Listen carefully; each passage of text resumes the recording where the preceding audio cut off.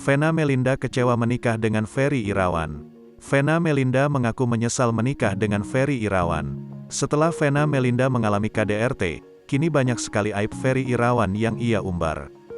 Vena Melinda mengungkapkan jika sebelum menikah dengan Ferry Irawan banyak pihak yang meragukan.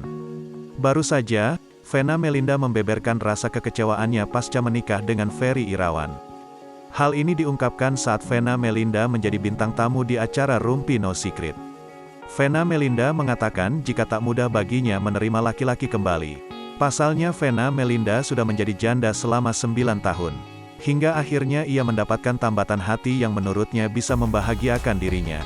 Sayangnya pilihan Vena Melinda itu salah. Ia justru mendapatkan kekerasan fisik dari suaminya, Ferry Irawan. Vena mengatakan jika ia sangat kecewa dengan Ferry Irawan.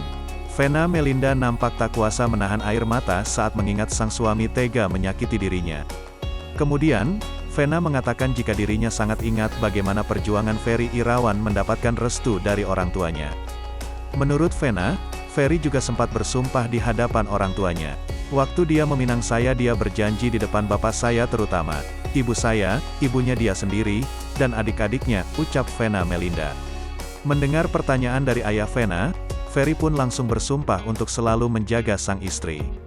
Namun sayangnya fakta berkata lain, Ferry Irawan justru membuat orang tua serta Vena Melinda kecewa.